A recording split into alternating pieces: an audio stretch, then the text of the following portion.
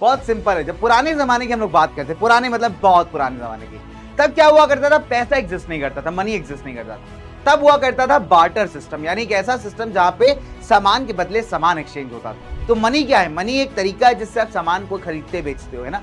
It's a medium of exchange. और जब ये करेंसी नोट्स या कॉइन्स हमारे देश में एग्जिस्ट नहीं करते थे, तब हम लोग ग्रेन्स या फिर कैटल को, कई बार जो आपकी गाय भैंसे होती है, इसको भी as a form of money use किया करते थे, राइट। फिर जमाना जब आगे बढ़ा तो आपने देखा मेटालिक कॉइन्स आने स्टार्ट हुए, सोने का सिक्का, सिल्वर हो गया, कॉपर कॉइन्स, है ना, जो काफी समय तक अगर आप देखेंगे तो भाई इकोनॉमी के अंदर यूटिलाइज किया गया। और क्या हाल चाल मेरे पीवियंस, कैसे हो तुम सब? आई गेस बहुत अच्छे हो गए, बहुत बढ़िया हो गए, है ना। यार वो गाना आजकल बड़ा वायरल हुआ था ना भी, इंस्टाग्राम रील्स और सोशल मीडिया पे हर जगह। गाना याद है तुमको कौन सा? अरे वही वाले की बात कर रहा हूँ, जिसकी लाइन कुछ ऐसे है कि पैसा है तो बड़ी बड़ी बड़ी बड़ी बातें, पैसा है तो 5 स्टार सारी मुलाकातें, पैसा है तो, है ना। चले तो भाई देखिए, ऐसा है कि पैसा है तो 5 स्टार सारी मुलाकातें। देखो कहने का मतलब बहुत सिंपल है कि we are going to talk about एक ऐसा टॉपिक, एक ऐसा चैप्टर आपके इकोनॉमिक्स का, जहां पे हम बात करने वाले हैं पैसे की। अब पैसा भी देखिए दो तरीके से होता है, पहला कमाया हुआ और दूसरा उधारी का। तो जो उधारी वाला होता है उसको हम लोग कहते हैं क्रेडिट, और जो कमाया हुआ पैसा है वो तो है ही यार अपने पास। ठीक है, चलिए तो we are going to talk about a fantastic chapter जिसका नाम है मनी एंड क्रेडिट। तो आपको पता है कि ये चल रही है फाउंडेशन चैनल के ऊपर धमाकेदार माइंड मैप सीरीज, और आप हैं हमारे प्यारे प्यारे पीवियंस। मैं हूं आपका दोस्त, आपका होस्ट, आपका मेंटर, आपका गाइड कुणाल दिस साइड। उम्मीद है कि सभी बच्चे बहुत अच्छे होंगे। चलिए, बहुत सारे बच्चों का बहुत सारा प्यार कमेंट सेक्शन के अंदर मिलता है हर बार, और बहुत सारे बच्चों के बहुत सारे आंसर्स होते हैं एकदम धुआंधार। तो भैया देखिए ऐसी है बात यार, मैं हर बार आपका देखता हूं कमेंट सेक्शन, आपके आंसर्स को, और लिटरली यार बहुत बहुत बहुत मजा आता है। अच्छा लगता है देख करके कि कुछ बच्चे रिवाइज करें, कुछ बच्चे सीख रहे हैं। तो आइए फटाफट से, आपका टाइम बहुत कीमती है, तो बिना इस टाइम को खराब किए चलते हैं और आगे बढ़ते हैं आज के अपने टॉपिक पे, that is the money and the credit. ठीक है, चलिए। और ये मेरे बगल में जहरीला रूम फ्रेशनर लगा हुआ है। मैं तुमको बता रखा है, क्लास मैंने कई बार बताया कि भैया स्टूडियो में हमारे एक बड़ा घातक लेवल का रूम फ्रेशनर है ना। और ये अगर एक बार चला दिया जाए तो सामने वाला दुश्मन ऐसे ही शहीद हो जाए, मर जाए बेचारा, है ना। हाँ, तो अगली बार जब भारत पाकिस्तान का युद्ध होगा, मान लीजिए कभी हुआ, वैसे तो नहीं होना चाहिए, अगर मान लीजिए कभी हुआ, तो बेटा गन की जगह रूम फ्रेशनर लगा देंगे बॉर्डर पे सूंघ सूंघ के मर जाएंगे पाकिस्तान वाले, है कि नहीं, उधर की सेना। हाँ, तो ये वाला सिनेरियो है। फिलहाल हम लोग आगे बढ़ते हैं यार। तो ये तो यार रूम फ्रेशनर की खासियत थी, बता दिया तुमको। ठीक है, चलो now let's move on further। तो बहुत सिंपल सी बात है, will talk about money as a medium of exchange. हम यहां बात करेंगे the modern forms of money की, हम लोग बात करेंगे उधारी यानी क्रेडिट की, और साथ ही साथ हम लोग बात करेंगे द सेल्फ हेल्प ग्रुप, जिसको आप शॉर्ट में एसएचजी का नाम दे सकते हैं। ठीक है, तो लेट्स टॉक अबाउट यार फटाफट से। ठीक है, तो भैया देखिए अपने डॉकेश भैया का एक बहुत बढ़िया कहना है कि देखिए पैसा क्या है, पैसा मोहमाया है, इसलिए सारा मेरे को दे दो। ठीक, तो कितना चालाक आदमी यार, कितना चालाक आदमी, पैसा कमाने की निंजा टेक्निक। कह रहा है क्या है पैसा, क्या है मोह माया, तो एक काम करो सारा ही मेरे को दे दो। ठीक है, तो बेटा इसको 1 रुपए मत देना तुम, ये ऐसे ही सबसे मांगता रहता है। ठीक है, चलिए फिलहाल हम आगे बात करते हैं। नाउ बच्चों, when you talking about money as a medium of exchange, देखिए बहुत सिंपल है। जब पुराने जमाने की हम लोग बात करते हैं, पुराने मतलब बहुत पुराने जमाने की, तब क्या हुआ करता था, पैसा एग्जिस्ट नहीं करता था, मनी एग्जिस्ट नहीं करता था। तब हुआ करता था बार्टर सिस्टम, यानी एक ऐसा सिस्टम जहां पे सामान के बदले सामान एक्सचेंज होता था। कहने का मतलब है, इसको ऐसा समझ लेते हैं कि मान लीजिए फॉर एग्जाम्पल जो है, मुझे 5 किलो गेहूं चाहिए, ठीक है, और मेरे पास जो है मान लीजिए 5 समोसे हैं। तो पहली बात तो मुझे एक ऐसा इंसान ढूंढना पड़ेगा जिसके पास 5 किलो गेहूं और वो 5 समोसे मेरे से लेने के लिए तैयार हो।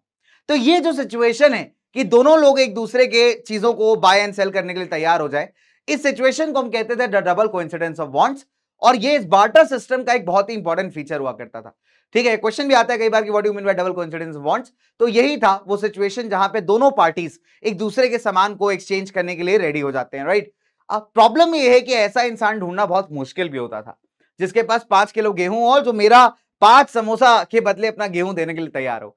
तो that is the biggest problem that happened in the barter system, right. चलिए, सो मनी क्या करता है, मनी इसी प्रॉब्लम को एलिमिनेट करता है। कैसे? मनी बन जाता है एक इंटरमीडिएट, है ना, और पैसा देकर के आप सामान को आसानी से एक्सचेंज कर सकते हो। बार्टर सिस्टम के अंदर क्या होता था कि सामान का एक्सचेंज किया जाता था, मनी का कोई कंसेप्ट था ही नहीं वहां पे, है ना। और डबल कोइंसिडेंस ऑफ बॉन्ड्स जो मैंने आपको अभी समझाया, इसका एक बहुत ही एसेंशियल फीचर हुआ करता था। तो डबल कोइंसिडेंस ऑफ बॉन्ड्स की अगर हम बात करें तो बहुत सिंपल सी बात है, इसका मतलब बहुत क्लियर है कि जो दोनों पार्टीज हैं बायर एंड सेलर, वो एक दूसरे के सामान को एक्सेप्ट करने के लिए, एक्सचेंज करने के लिए रेडी हूं, तभी जाकर के कोई एक्सचेंज वहां पे पॉसिबल होगा। लेकिन मनी ने क्या किया, मनी ने इसको सिंपल बना दिया। अब अगर फॉर एग्जांपल मुझे 5 किलो गेहूं खरीदना है, तो मैं क्या करूंगा, अपने 5 समोसे बेचूंगा, पैसे कमाऊंगा और 5 किलो जाके गेहूं खरीद लूंगा। इट्स सो सिंपल यार, है कि नहीं? पहले क्या होता है, पहले आदमी ढूंढना पड़ता था मेरे को बार्टर सिस्टम में, वो मेरे समोसे खरीदे, ले, उसके बाद में जो है उसका गेहूं लूं, तब जाकर के कहीं काम बनेगा। अभी क्या है, सिंपल है भाई, 5 समोसे बेच दो, जो भी पैसे आए उससे जाके गेहूं खरीद लो, है ना? तो यही एग्जाम्पल आप देखोगे तो आपके एनसीईआरटी में वो शू सेलर और वीट वाला एग्जाम्पल देके बताया गया है कि भैया एक जूता बनाने वाला आदमी है और उसको जो है गेहूं खरीदना है, बट द प्रॉब्लम इज कि उसे पहले एक ऐसा इंसान ढूंढना पड़ेगा, जब बार्टर सिस्टम की बात करेंगे हम लोग, कि जो उसके जूते खरीदने को रेडी हो जाए और बदले में गेहूं दे दे। बट अगर अब पैसा आ जाएगा तो वो क्या करेगा भाई, अपने जूते सेल करेगा, पैसा कमाएगा और उससे जाके गेहूं खरीद लेगा। So that is why money क्या करता है कि मनी, ये जो डबल कोइंसिडेंस ऑफ बॉन्ड्स का प्रॉब्लम है, इसको यहाँ पे सॉल्व कर देता है। तो मनी क्या करता है, it acts as a medium of exchange. तो अर्ली एजेस में अगर हम बात करें, जब हमारे पास कॉइन्स या करेंसी नोट्स नहीं हुआ करते थे, तब भारत में कई और फॉर्म्स ऑफ ट्रांजैक्शंस होते थे। मतलब कई चीजों को एक तरीके से मीडियम ऑफ एक्सचेंज की तरह यूज किया जाता था। जैसे हमारा अनाज हो गया या कैटल हो गई, राइट? तो इसको उस जमाने में मनी के तरीके यूज करते थे। तो मनी क्या है, मनी एक तरीका है जिससे आप सामान को खरीदते बेचते हो, है ना? It's a medium of exchange. और जब ये करेंसी नोट्स या कॉइन्स हमारे देश में एग्जिस्ट नहीं करते थे, तब हम लोग ग्रेन्स या फिर कैटल को, कई बार जो आपकी गाय भैंसे होती है, इसको भी as a form of money use किया करते थे, राइट? मान लीजिए फॉर एग्जांपल मुझे कोई चीज चाहिए, तो मैंने इतना किलो अनाज आपको दे दिया, बदले में आपने मुझे वो चीज दे दी, या फिर मैंने एक गाय जो है वो आपको दे दी, आपने बदले में मुझे कुछ दे दिया। तो this is how the things used to be. और तभी आप देखेंगे पुरानी इकोनॉमी में, आप देखिए कि गाय माता का जो इंपॉर्टेंस है वो बहुत ज्यादा है वहां पे, है ना? बिकॉज जिसके पास बहुत ज्यादा गाय भैंसे होती थी बहुत अमीर माना जाता था। आज मतलब उस जमाने के Ambani is equal to the person with the maximum गाय भैंसी। ठीक है, तो जिसके पास सबसे ज्यादा गाय भैंसी है भाई, वो हो जाता था उस जमाने का अमीर आदमी, है ना? आज क्या है कि आज जिसके पास सबसे ज्यादा करेंसी है, पैसा है, वो बन जाता है अपना अमीर आदमी, जैसे अंबानी जी अपने, है ना? चलिए नाउ, अब अगर आप देखोगे तो बहुत सारे ऑब्जेक्ट्स को हम लोग कई बार एक्सचेंज एंड सेटलमेंट के लिए इस्तेमाल किया करते थे। बहुत सारे ऑब्जेक्ट्स, जैसे फॉर एग्जांपल जो है ना, सीशेल्स होते थे पहले। सीशेल्स समझते हो, ऐसे छोटे छोटे सेल्स निकलते हैं सी से, उसको हम कौड़ी बोलते हैं। तो कौड़ी को भी आप देखेंगे तो कई बार मनी के फॉर्म में यूज किया जाता था। फिर जमाना जब आगे बढ़ा तो आपने देखा मेटालिक कॉइन्स आने स्टार्ट हुए, सोने का सिक्का, सिल्वर हो गया, कॉपर कॉइन्स, है ना? जो काफी समय तक अगर आप देखेंगे तो भाई इकोनॉमी के अंदर यूटिलाइज किए गए। पहले आपने देखा होगा कि राजा महाराजा जब डांस परफॉर्मेंस देखते थे ना, राजा महाराजा म्यूजिक, है ना, तो डांस परफॉर्मेंस देखा करते थे, और अगर पसंद आ गई तो गले से एक माला उतारी और ऐसे फेंक दी, तो that was there form of money, है ना? तो ऐसा आज का राजा महाराजा होता तो क्या कहता, ये लो बहुत बढ़िया डांस किया तुमने, चेक फाड़ के दे रहा होता। तो जैसे जैसे वक्त बदलता है ना दोस्तों, वैसे वैसे हर चीज का एवोल्यूशन आता है। ठीक है, ऐसे हमारे पैसे का भी एक तगड़ा एवोल्यूशन आया। तो किसी जमाने में पैसा जो था वो अनाज और कैटल के फॉर्म में हुआ करता था। फिर सीशल्स या कौड़ीज को भी एज अ मनी इस्तेमाल किया जाता था। फिर आगे बढ़ा तो कॉइन्स आने स्टार्ट हुए, गोल्ड के, सिल्वर के, ब्रॉन्ज के, उसको एज अ मनी इस्तेमाल करना स्टार्ट किया गया। और आज अगर आप देखोगे तो हमारे पास क्या आ चुके हैं, the modern forms of money. और मॉडर्न फॉर्म्स ऑफ मनी को हम कहते हैं करेंसीज, ऑल द डिपॉजिट्स। ठीक है, चले, तो आज के जमाने का जो पैसा है वो क्या है, वो ऐसे माला के फॉर्म में नहीं है या किसी अनाज या कैटल के फॉर्म में नहीं है। आज के जमाने का जो मनी है दोस्तों, that is in the form of paper notes and coins. अब मैं तुम्हें अपने वॉलेट के अंदर रखा हुआ 100 का नोट जरूर दिखाता, लेकिन बेटा मेरे को ऑटो वाला को देना है वो, ठीक है? तो भाई मेरे पास भी अभी वॉलेट में सिक्के और कॉइन्स रखे हुए हैं, राइट? तो आपने भी देखा होगा 10 का नोट, 100 का नोट, है ना, 200 का नोट, आजकल 500 का नोट। तो व्हाट इज हैपनिंग कि आज का जो मॉडर्न मनी है वो क्या है, करेंसी के फॉर्म में। तो करेंसी क्या होता है दोस्तों, हमारा पेपर नोट्स एंड कॉइन्स होता है। तो ये अगर आप देखोगे तो सब जगह मतलब एक्सचेंज के फॉर्म में इस्तेमाल किया जाता है, राइट? सो मनी को हम लोग as a medium of exchange क्यों एक्सेप्ट करते हैं? बिकॉज ऑब्वियस सी बात है, जो करेंसी है, किसी भी देश की करेंसी उठा लीजिए, इंडिया की उठा लीजिए, जैसे इंडियन रुपी है, तो उसको वहां की सरकार जो है ना ऑथोराइज करती है, तभी उसे लीगली टेंडर्ड मनी कहा जाता है, मतलब जिसके पीछे एक लीगल अथॉरिटी का सपोर्ट हो। अब भारत में आप देखेंगे बच्चों कि जो पैसे हम लोग यूज करते हैं अपने डे टू डे लाइफ में, जो भी नोट्स या कॉइन्स आप यूज करते हो, सबके पीछे गवर्नमेंट का एक अथॉरिटी का सपोर्ट है, राइट? गवर्नमेंट ने बोला है कि ये वैलिड करेंसी है और आप पूरे देश भर में इसको इस्तेमाल कर सकते हो। जिस दिन सरकार बोलेगी कि ये वाला नोट जो है ना हम वैलिड नहीं मानते, उस दिन उस नोट का वैल्यू जीरो हो जाएगा। डिमोनेटाइजेशन के बारे में आपने सुना होगा ना कि सारे 500 1000 के नोट बंद कर दिया। मोदी जी आए, कहते भाइयों बहनों, कल रात से यानी आज रात से 500 1000 के सारे नोट बंद कर दिए जाएंगे। अब लोगों के अंदर सदमा बैठेगा, कह रहे हैं क्या करे मालिक। अब सोचो जिसके पास 5 लाख रुपए रखा हो 500 नोट्स के फॉर्म में, उसका 5 लाख का अमाउंट तो जीरो हो गया ना। क्यों हुआ भाई? Because Modi ji is representing the central government, और गवर्नमेंट ही यहाँ पे आपको जो है ऑथराइज करती है किसी चीज को यूज करने के लिए। तभी हम कहते हैं जो हमारे देश की करेंसी है, किसी भी देश की करेंसी है, वो एक लीगल टेंडर्ड मनी है, बिकॉज एक लीगल अथॉरिटी आपकी देश की सरकार उसे बैक कर रही है, उसे लीगली सपोर्ट कर रही है, ठीक है।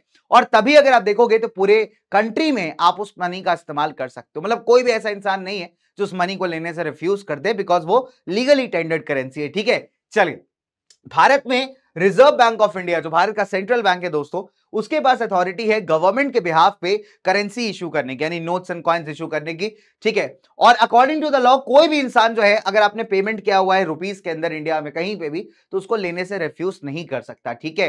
Very very simple. तो रुपी को जो है हम वाइडली एक्सेप्ट करते हैं as the medium of exchange हमारे कंट्री के अंदर। ऐसा नहीं कि तुम यहां से पता चला युगांडा चले जाओ और वहां जाकर के रुपी में जो है ट्रांजेक्शन करो, सरकार रख लेगी वहां के तुमको। क्यों भैया, जिस भी देश में आप जाओगे आपको वहां के करेंसी में ही डील करना पड़ेगा। ऐसा नहीं हो सकता कि इंडियन रुपी सर ने पढ़ाया था कि देखिए इंडियन रुपी सब जगह वैलिड है, सर ने यह भी बताया था कि इंडिया में सब जगह वैलिड है। तुम पता चला रुपी लेकर के जो है पहुंच गए कहीं और, है ना। तुम मान लीजिए कनाडा चले गए, तुम यूएस चले गए, वहां जाके रुपया चला रहे हो, कह रहे भैया कैसे नहीं लोगे 100 रुपया, रखना पड़ेगा, लीगल टेंडर्ड करेंसी है ना। तो ये सब काम नहीं करने। तो इंडिया के अंदर, भारत के अंदर रुपी इज कंप्लीटली वैलिड। आप कहीं जाइए दोस्तों, कहीं भी जाइए, सब लोग रुपी के अंदर ट्रांजेक्शन करेंगे, ठीक है। आई बात समझ में। बस हाँ, आउटसाइड इंडिया जाओगे तो आपको उस देश की करेंसी यूज करनी पड़ेगी। तो हर देश की करेंसी का ऐसा ही होता है, ठीक है। चलिए आगे बात करते हैं ना। सो दूसरा मॉडर्न फॉर्म ऑफ मनी है the deposits with the bank. अब देखिए फॉर एग्जांपल कि लोगों के पास जब एक्स्ट्रा पैसा आता है ना, मान लीजिए आपके पास कुछ एक्स्ट्रा पैसा है, तो आप उसको क्या कर सकते हैं, बैंक के साथ जाके डिपॉजिट कर सकते हैं, ठीक है। तो अगर आप देखोगे डिपॉजिट्स विद द बैंक या बैंक डिपॉजिट्स को भी एक मॉडर्न फॉर्म ऑफ मनी कहा जाता है, ठीक है। अब इसमें होता क्या है कि लोग क्या करेंगे, बैंक जाएंगे, एक अकाउंट खोलेंगे जाकर अपना, ठीक है। जैसे फॉर एग्जांपल मेरा भी एक बैंक अकाउंट है चूरन बैंक ऑफ इंडिया में। तो मैं चूरन बैंक के पास गया, मैंने कहा भैया चूरन बैंक वालों मुझे एक बैंक अकाउंट खोलना है। अब क्या है कि पैसा बहुत कमा रहा हूं आजकल, डीके समोसा भंडार बढ़िया चल रहा है अपना, है ना। डॉगेज बढ़िया समोसा बना बेच रहा है, एकदम एकदम आवाज लगा लगा करके ना।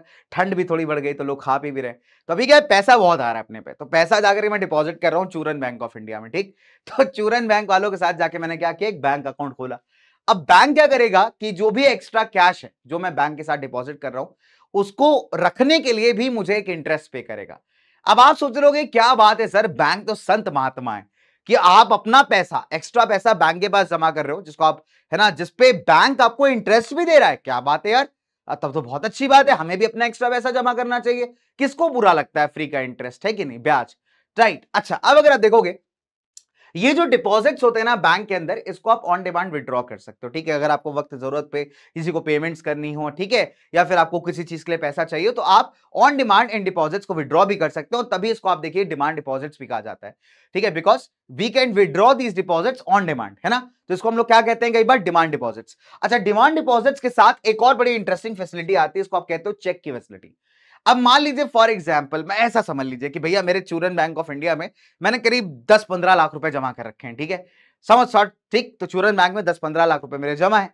अब इतने रुपए पे मुझे एक ब्याज भी आ रहा है चूरन बैंक ऑफ इंडिया से, बहुत अच्छी बात है, मजे कर रहा हूं मैं पूरे, है ना। अच्छा, अब मान लीजिए फॉर एग्जाम्पल की मान लेते हैं कोई मेरी बहुत सुंदर सुंदर दोस्त आ जाती है फॉर एग्जाम्पल, ठीक है। अब भैया दोस्त आई है तो यार दोस्त को कॉफी पिलानी पड़ेगी, शॉपिंग कराना पड़ेगा, है ना। सो मान लेते हैं कि दोस्त ने जो है कहीं लंबी चौड़ी शॉपिंग कर ली, हो सकता है 50-60 हजार रुपए की। अब भैया दुकान वाले को बिल तो भरना ही पड़ेगा, ऑब्वियस सी बात है ना। तो क्या हो सकता है कि मैं क्या करूंगा कि जहां पे भी भैया ये दोस्त ने शॉपिंग की है 50-60 हजार रुपए की, वो दुकान वाले के नाम का चेक ऐसे भर के मैं दे दूंगा। अब चेक क्या होता है, देखिए ध्यान समझिएगा इस चीज को कि what is a cheque. So cheque क्या होता है बच्चों यहाँ पे, कि चेक एक तरीके से एक पेपर होता है जो बैंक को इंस्ट्रक्ट करता है कि आप एक सर्टेन पर्सन के अकाउंट से एक कुछ अमाउंट आप डेबिट करेंगे यानी काटेंगे, और जिसके नाम पे चेक इशू किया गया है उसके अकाउंट में जाके डिपॉजिट कर देंगे। तो भैया ये जो सुंदर दोस्त थी हमारी, है ना, उसको पता था कि चूरन बैंक में भैया इसके पास बहुत पैसे हैं, तो इसने क्या किया, 60 हजार रुपए का शॉपिंग कर डाला। अब आगे कहती है अरे सुनो सुनो 60 हजार की मैंने शॉपिंग कर ली, दिस एंड दैट, है ना। अब भैया हम क्या कहते हैं, देखो एक मोमेंट ऐसा आता है कि लड़के क्या होते हैं, वो पिघल जाते हैं कहीं ना कहीं, है ना। तो ठीक है यार, पिघल गया इंसान, है ना। तो अब मुझे क्या करना है, बैंक को पेमेंट करनी है। तो मैं क्या, सॉरी, उस बंदे को पेमेंट करनी है, दुकान वाले को, ठीक है। तो मैं क्या करूंगा, दुकान वाले के नाम का चेक साइन करूंगा, ठीक है, नीचे लिखूंगा कि 60 हजार रुपए जो है दुकान वाले को दे दिए जाए। तो बैंक क्या करेगी, 60 हजार रुपए, 60,000 रुपीज मेरे अकाउंट से डेबिट करेगी और दुकान वाले भैया के अकाउंट में जाके क्रेडिट कर देगी। तो डेबिट का मतलब होता है काटना, क्रेडिट का मतलब होता है ऐड कर देना। तो 60,000 मेरे अकाउंट से कटेंगे और भैया के अकाउंट में चले जाएंगे। आई बात समझ में? और ये सारी चीजें मैं बिना कैश निकाले कर पा रहा हूं, ठीक है। तो पैसे का ट्रांजेक्शन हो रहा है, मीडियम ऑफ एक्सचेंज की तरह काम कर रहा है यहाँ पे चेक, इसीलिए आप बैंक डिपॉजिट्स को या डिमांड डिपॉजिट्स को as a modern form of money कहते हो, बिकॉज मनी का काम क्या है? As a medium of exchange काम करना। तो यहां पे जो चेक की फैसिलिटी है आपको ये काम करने के लिए अलाउ कर रही है, तभी हम बैंक डिपॉजिट्स को या डिमांड डिपॉजिट्स को भी मॉडर्न फॉर्म ऑफ मनी कह के कंसिडर करते हैं। एक एग्जांपल आप देखिए, चेक में एक बहुत अच्छा एग्जांपल है, स्टेट बैंक ऑफ इंडिया का चेक है यहाँ पे, ठीक है। और नई दिल्ली वाला इसका यहाँ पूरा ब्रांच कोड है, या आईएफएससी कोड है अपना। फिर यहाँ पे मुझे किसको पे करना है? टीच लेन को पे करना है। कितना रुपए? 5,000 रुपए, ठीक है। तो यहाँ पे मेरा डेट आ जाएगा चेक का अपना पूरा। तो यहाँ पे मैं क्या करूंगा? वर्ड्स में लिखूंगा कितना अमाउंट पे करना है, यहाँ पे नंबर्स में लिखूंगा। और अगर आप देखोगे तो ये पूरा अपना अकाउंट नंबर है, तो इस अकाउंट नंबर से 5,000 रुपए कट जाएंगे। और अगर आप देखोगे तो यहाँ पे जाकर के जिनके मैंने टीच लेन जो पर्सन को मैं बोल रहा हूं कि पे कर दो, उनके अकाउंट में जाके ऐड हो जाएंगे, ठीक है। चलिए, तो अगर आप देखोगे तो यहाँ पे सिग्नेचर भी आ रहा है दीपक दास करके, जो है जिसने ये चेक इशू किया है। तो ये आपका देखिए चेक नंबर है, ये होता है MICR कोड जो कि बैंक के लिए होता है, ठीक है। MICR का फुल फॉर्म होता है मैग्नेटिक इंक कैरेक्टर रिकॉग्निशन, ठीक है। तो ये बैंक के लिए होता है। फिर ये RBI अकाउंट नंबर मतलब बैंक का है अगेन, और ये आपका ट्रांजैक्शन कोड है, ठीक है। तो इतने सारे कोड्स आपको चेक के नीचे छपे हुए दिख जाएंगे। हालांकि इससे हमारा कोई लेना देना नहीं है फिलहाल, ठीक है, हमारा लेना देना इससे है। तो ये इस तरीके का होता है आपका एक चेक, ठीक है। तो जिसको लिखा होता है पे, तो बैंक क्या करती है? उस इंसान को जो भी अमाउंट यहाँ पे दिया गया है वो पे कर देती है, ठीक है। तो जिसने चेक इश्यू किया है उसके अकाउंट से पैसा कट जाएगा, और जिसके नाम पे किया है बेटा उसके पास पैसा चला जाएगा, ठीक है। So this is how the cheque works. चलो, अब आते हैं बेटा ये देखने के लिए कि क्या बैंक संत महात्मा है, क्या बैंक जो आपको यहाँ पे पैसा दे रहा है, ठीक है, जो इंटरेस्ट आपको दे रहा है उसके साथ पैसे डिपॉजिट करने के लिए, क्या वो फ्री का दे रहा है? ऐसा नहीं है। आइए समझते हैं थोड़ा सा the loan activities of the bank. देखिए होता क्या है कि जो मेजॉरिटी जनता है वो क्या करती है? अपना पैसा कहां डिपॉजिट करती है? बैंक्स के अंदर। तो बैंक्स क्या करते हैं? एक छोटा सा पोर्शन एक टोटल डिपॉजिट्स का अपने साथ रखते हैं, जिससे वो अपने डे टू डे एक्टिविटीज को मैनेज कर पाए, बिकॉज उनके जो डिपॉजिटर्स पैसा निकालने आएंगे उनको भी तो पैसा देना पड़ेगा ना। तो बैंक्स क्या करते हैं आजकल अगर आप देखोगे तो लगभग 15% टोटल डिपॉजिट्स का कैश के फॉर्म में अपने साथ रखते हैं, और बाकी का जो पैसा बच जाता है उससे वो लोन एक्टिविटीज करते हैं, ठीक है। तो मान लीजिए it's very simple to understand, अगर टोटल डिपॉजिट बैंक का 100 रुपए है तो इसका 15% यानी 15 रुपए, तो 15 रुपए बैंक अपने साथ रखेगी और बाकी पैसों का इस्तेमाल करके वो लोन एक्टिविटीज करेगी, ठीक है। तो यहां पे क्या हो रहा है बच्चे? वेरी वेरी सिंपल, कि यहां पे जो बैंक है वो क्या करती है? बहुत सारे लोगों को लोन्स देती है, ठीक है, कई सारी चीजों के लिए। होम लोन हो गया, कार लोन हो गया, एजुकेशनल लोन हो गया, पर्सनल लोन हो गया, ठीक है। सो बैंक क्या कर रहा है? एक मीडिएटर की तरह एक्ट कर रहा है ना। तो बैंक क्या कर रहा है? बैंक जिसके पास एक्स्ट्रा पैसा है उससे पैसा इकट्ठा कर रहा है, अपने डिपॉजिट्स के फॉर्म में अपने पास रख रहा है, ठीक है। बदले में उसको थोड़ा सा 1-2% का इंटरेस्ट दे रहा है, जिससे कि वो भी और मोटिवेट हो अपना पैसा रखने के लिए। फिर बैंक क्या कर रही है कि उस टोटल डिपॉजिट जितना भी पैसा बैंक के पास आया उसमें से 15% अपने पास रख ले रही है, बाकी जो बचा हुआ पैसा है उसको क्या कर रही है? उन लोगों को दे रही है जिनको रिक्वायरमेंट है या जो लोन लेना चाहते हैं, ठीक है। अब इस पूरे प्रोसेस में बैंक क्या करता है? बैंक हमेशा जिनको लोन देता है, जो बोरोवर्स होते हैं, उनसे हमेशा high rate of interest charge करता है, ठीक है। इसको ऐसे समझते हैं, मान लीजिए फॉर एग्जांपल कि एक पर्सन ए था, ठीक है, एक पर्सन ए है। अब इसने क्या किया कि बैंक के पास जाकर के अपने पैसे को डिपॉजिट किया, ठीक है। बैंक क्या करेगी? बैंक ने इसको फॉर एग्जांपल 2% यहां पे इंटरेस्ट दिया कि आपने हमारे पास पैसा रखा, बदले में आपको एक इंसेंटिव दे रहे हैं जिससे आप और मोटिवेट हो हमारे पास पैसा रखने के लिए। तो ये भी भैया खुश हो गया। अब बैंक क्या करेगी कि जो पैसा इसके पास आ गया बैंक के पास, इसी से इसने क्या किया? एक इंसान सी को लोन दे दिया। अब बैंक क्या कर रही है? सी से लगभग 12% इंटरेस्ट चार्ज कर रही है, ठीक है। तो ये जो 12 और -2% का जो डिफरेंस है यानी 10%, बेटा ये आपके बैंक का अर्निंग है। तो ये क्या है भैया? ये हमारे बैंक का अर्निंग है।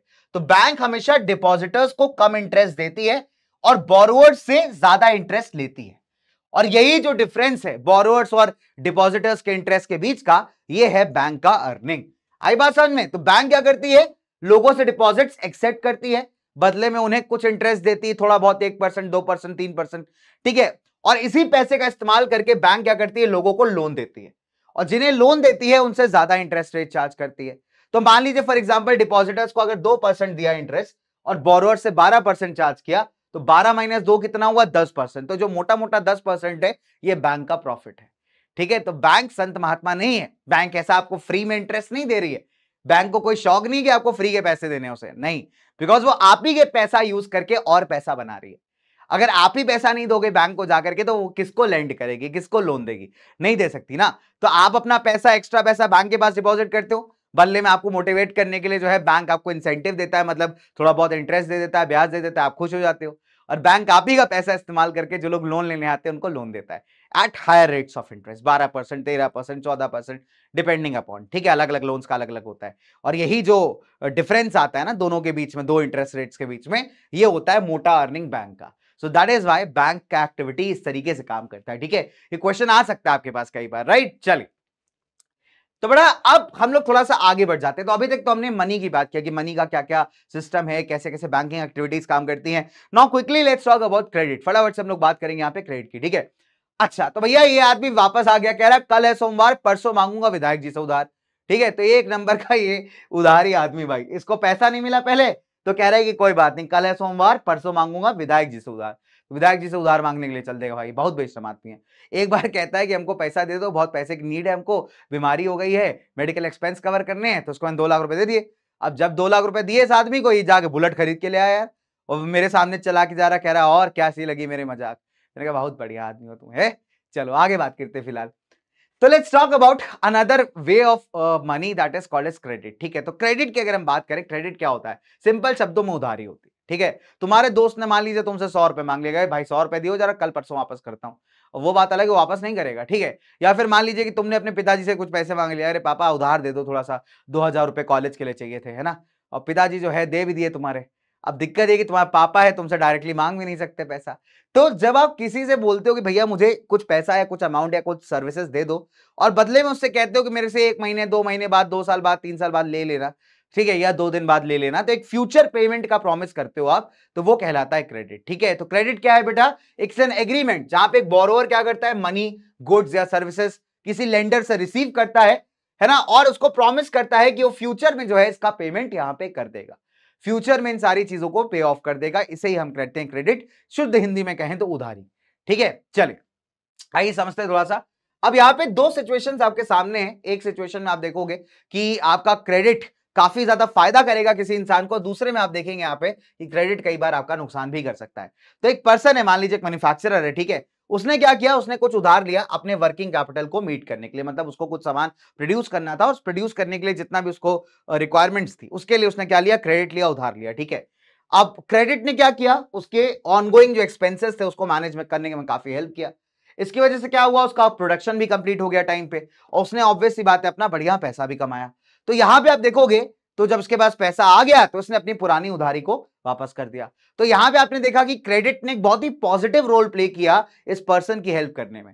अब ये एग्जांपल है आपके एनसीईआरटी का, तो उसको मैंने समराइज करके आपको बता दिया है। तो एनसीईआरटी में आपको याद होगा कि भैया एक जूता बनाने वाला एक मैन्युफैक्चरर था, अब उसके पास एकदम से फेस्टिवल सीजन में बहुत सारे जूतों का ऑर्डर आ जाता है, लगभग 3000 जूते के पेयर्स के आसपास का, है ना, बट उसके पास इतना लेबर नहीं होता, इतना रॉ मटेरियल नहीं होता। तो वो क्या करता है कि जिसने उसको ऑर्डर दिया है उससे कहता है कि भैया 1000 पेयर ऑफ शूज का पेमेंट आप एडवांस कर लीजिए। फिर लेदर सप्लायर से कहता है कि भैया लेदर उधारी पे दे दो, मैं भी कुछ दिन बाद आपको वापस कर दूंगा। तो एज अ रिजल्ट सारे रिसोर्सेज मैनेज करके अपना टाइम पे प्रोडक्शन भी करता है, बढ़िया प्रॉफिट भी कमाता है और उधारी भी उतार लेता है। तो यहां पे आपने क्या देखा कि क्रेडिट ने एक बहुत ही पॉजिटिव रोल यहाँ पे प्ले किया। दूसरा सिचुएशन, अब मान लीजिए फॉर एग्जांपल रूरल एरियाज में जो मेजर डिमांड है क्रेडिट का या उधारी का, वो क्रॉप प्रोडक्शन के लिए। एक फार्मर को क्रॉप उगाने के लिए मल्टीपल चीजें चाहिए, उसे फर्टिलाइजर चाहिए, मैनुअल चाहिए, इंसेक्टिसाइड, पेस्टिसाइड चाहिए, और भी कई सारी चीजें चाहिए, राइट। तो जिसके ऊपर ना काफी खर्चा होता है। तो एज ए रिजल्ट अगर आप देखोगे तो गांव के अंदर नो डाउट कि यहाँ पे लोग, किसान लोग क्रेडिट ले तो लेते हैं, उधार लेते हैं, लेकिन ये उधार उनके लिए काफी ज्यादा नेगेटिव रोल प्ले करता है। क्यों? बिकॉज नंबर 1, पहली बात, ये उधार बैंक से नहीं लेते। इनका जो मेजर सोर्स ऑफ क्रेडिट है वो आपके मनी लेंडर्स हो गए, जो ब्याज पे पैसा देते हैं एक्सेसिव इंटरेस्ट रेट पे, है ना, या पे जान पहचान के लोग हो गए। तो ऐसे में क्या होता है कि पहली बात तो कोई प्रॉपर टर्म्स एंड कंडीशंस नहीं होते, दूसरी बात इंटरेस्ट रेट इतना ज्यादा हाई होता है कि बेचारे कई बार इस क्रेडिट को उतार ही नहीं पाते। तो ऐसे केसेस में आप देखेंगे खासकर रूरल एरियाज में कि क्रेडिट एक बहुत ही नेगेटिव रोल यहां पे प्ले करता है, राइट। चलिए नाउ अब सवाल उठता है कि जब आपको क्रेडिट चाहिए, जब आपको उधारी चाहिए, तो भाई उसके कुछ टर्म्स एंड कंडीशंस भी तो होंगे, ठीक है। तो ऐसे अगर हम बात करें भारत में या कहीं पे भी आप चले जाइए तो क्रेडिट के ना कुछ टर्म्स एंड कंडीशंस होते हैं जिसको आप टर्म्स ऑफ क्रेडिट कहते हो, ठीक है। सो हर एक लोन एग्रीमेंट का एक इंटरेस्ट रेट होता है जो कि बोरोवर को ऑब्वियस सी बात है पे करना पड़ता है। तो मान लीजिए आपने 1 लाख रुपए अगर किसी से उधार लिए तो 1 लाख रुपए तो आपका प्रिंसिपल हो गया है ना, जो आपका मेजर अमाउंट है।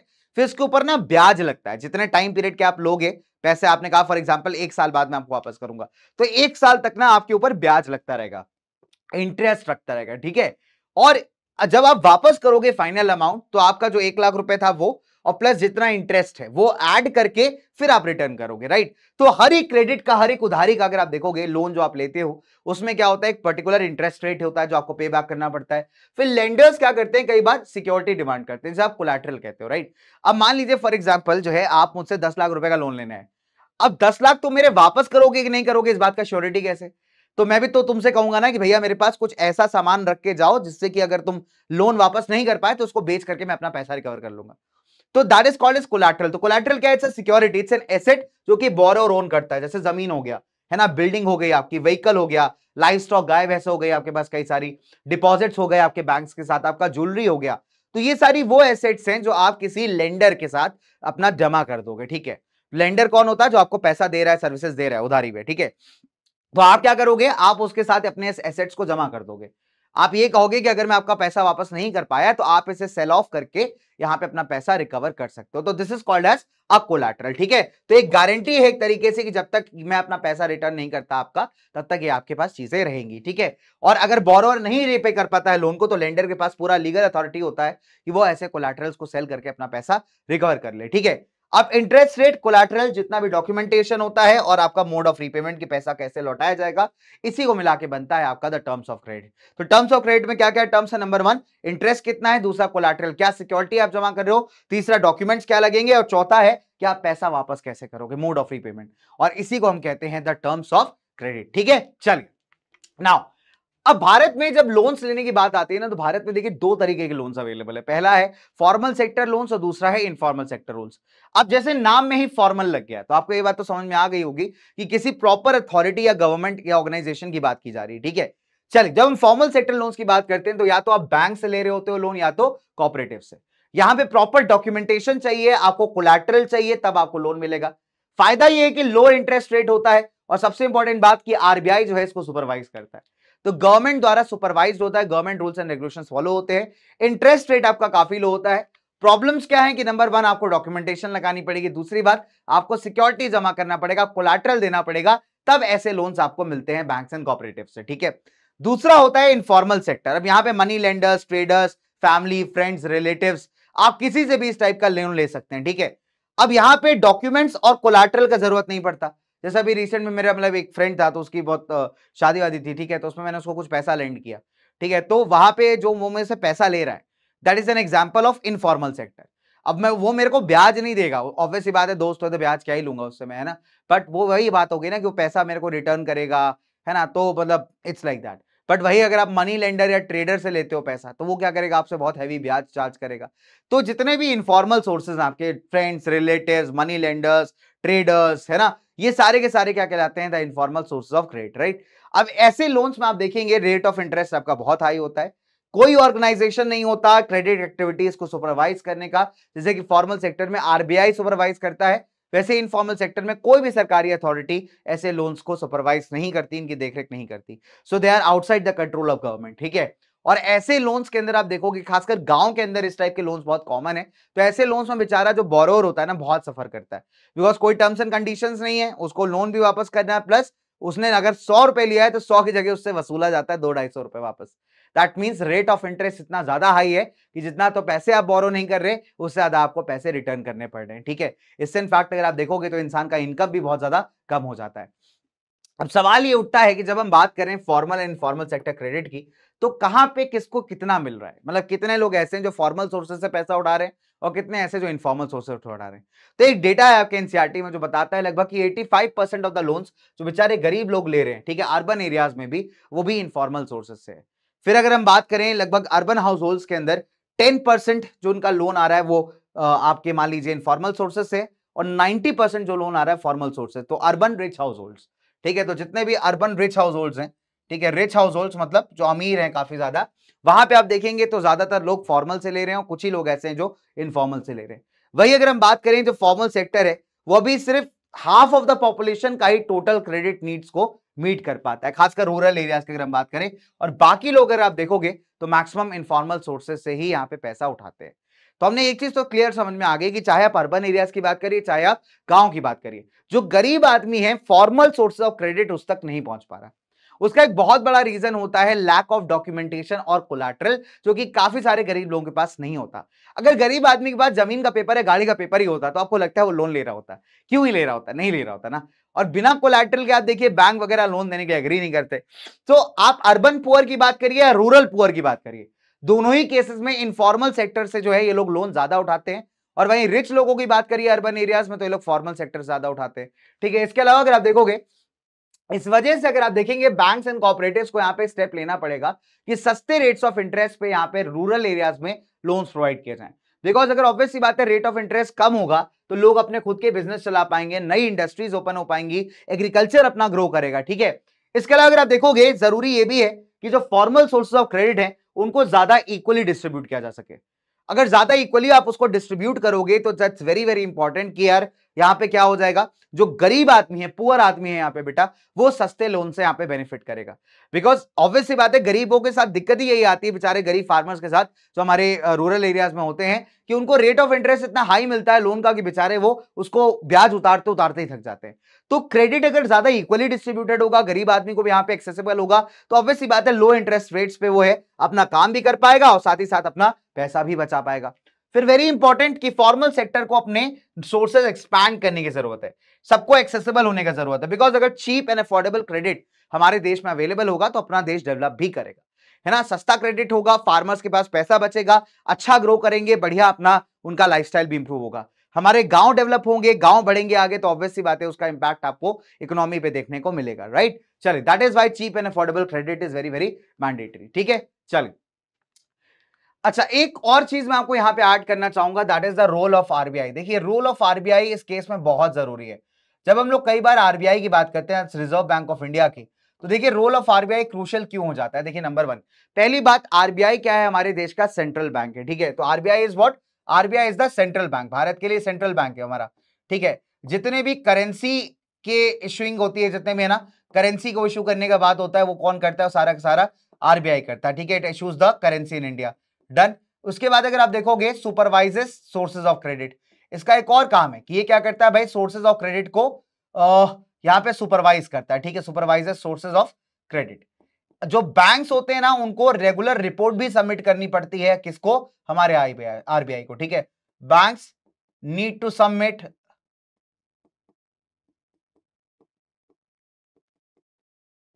रेगुलर रिपोर्ट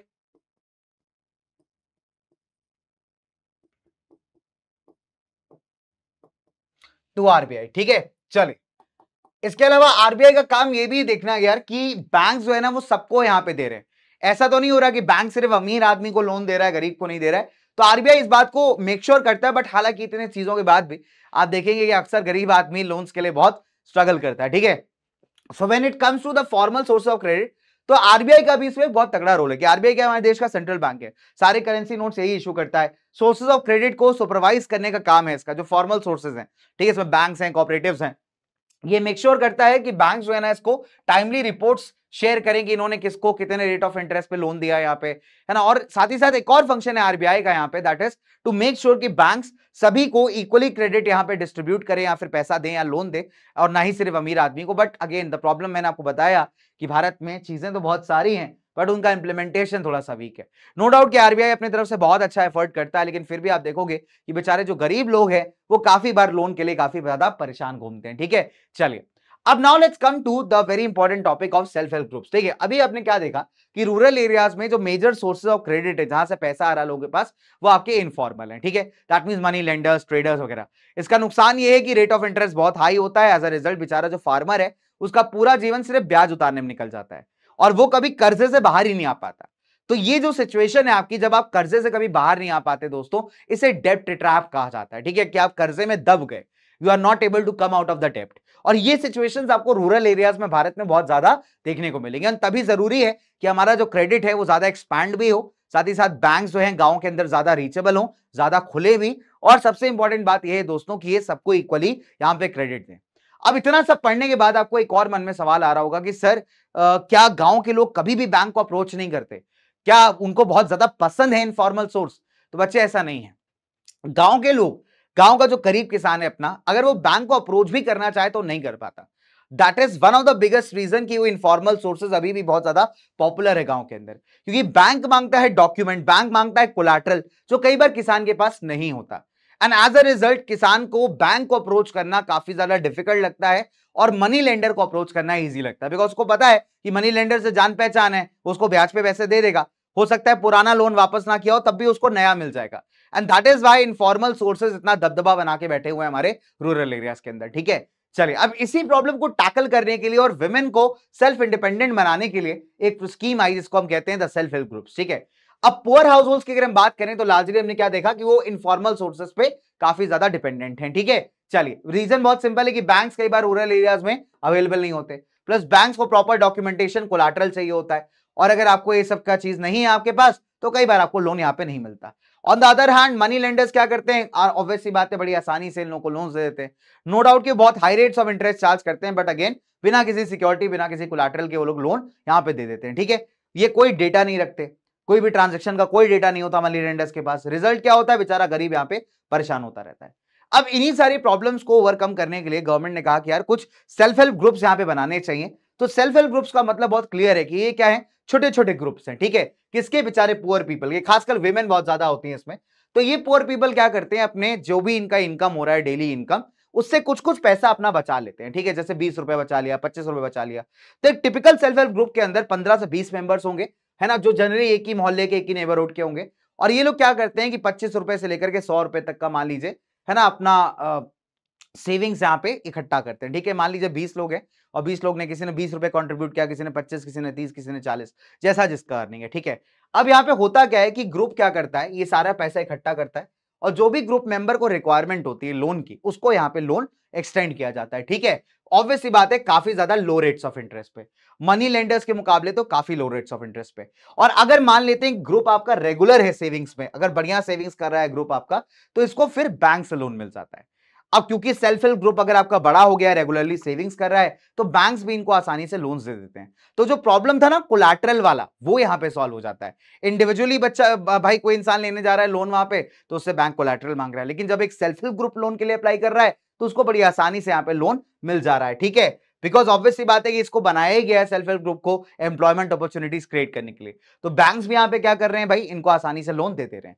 तो एज अ रिजल्ट जब आपको लोन मिल गया तो आप देखेंगे क्या होता है कि जिस भी एक्टिविटी को स्टार्ट करना है, ठीक है, जो भी कोई नया बिजनेस स्टार्ट करना है, उसके रिगार्डिंग इस पैसे को यूज किया जाता है। या फिर मान लीजिए किसी ग्रुप मेंबर को एक एक्स्ट्रा लोन चाहिए अपने किसी रिक्वायरमेंट के लिए, तो उसको भी यहाँ पे लोन दिया जाता है। ठीक है, हालांकि जो इंटरेस्ट रेट है, पर्पस है, रिपेमेंट कैसे होगा, ये सारी चीजें जो है यहाँ पे ग्रुप के मेंबर्स मिलके डिसाइड करते हैं। राइट, चलिए, और मान लीजिए अगर किसी इंसान ने, किसी मेंबर ने लोन वापस नहीं किया, तो भैया इसको बहुत स्ट्रिक्टली फॉलो अप लिया जाता है। ठीक है, तो ग्रुप मेंबर्स ये बात बहुत इंश्योर करते हैं कि जो भी लोन लिया गया है उसको टाइमली वापस किया जाए। इनफैक्ट जो बैंक से भी लोन लिया गया है उसको भी टाइमली रीपे किया जाए। इससे फायदा ये होगा कि बैंक भी लोन देने में नहीं हेजिटेट करेगा और जो इनकी एक्टिविटीज है बेटा वो भी यहाँ पे चलती रहेंगी। अब इसी फीचर की वजह से अगर आप देखोगे तो बैंक्स यहाँ पे ना पुअर वीमेन को लोन लेने के लिए तब रेडी हो जाते हैं जब वो सेल्फ हेल्प ग्रुप का पार्ट है। तो सेल्फ हेल्प ग्रुप क्या कर रहा है, बहुत सारे गरीब लोगों को एक साथ इकट्ठा करके उनके अंदर एक सेविंग्स का हैबिट बनवा रहा है, प्लस उसी पैसे को इस्तेमाल करके उन्हें कुछ नए काम धंधे स्टार्ट करने में मदद कर रहा है। ग्रुप आपका अगर बहुत रेगुलरली पैसा सेव कर लेता है ठीक ठाक अमाउंट, तो बैंक आपको लोन दे देती है फिर उस केस में, और उसी लोन का इस्तेमाल करके जो है ग्रुप के मेंबर्स कई सारी एक्टिविटीज यहां पे कर सकते हैं। या फिर कुछ पर्सनल यूजेस के लिए पैसा चाहिए तो वो भी ले सकते हैं। हालांकि ऐसे केसेस में ग्रुप डिसाइड करेगा कि टर्म्स ऑफ क्रेडिट क्या होने वाले हैं, और टाइमली रिपेमेंट भी यहाँ पे बहुत मैंडेटरी है। तभी आप देखोगे कि यहाँ पे एक तरीके से जो हमारी विमेन है उनको इसने बहुत ज्यादा एम्पावर किया। राइट, चलिए, तो एसएचजीज क्या है बेटा, बिल्डिंग ब्लॉक्स हैं रूरल पुअर के लिए एक तरीके से उनको ऑर्गेनाइज करने का बहुत बढ़िया तरीका है।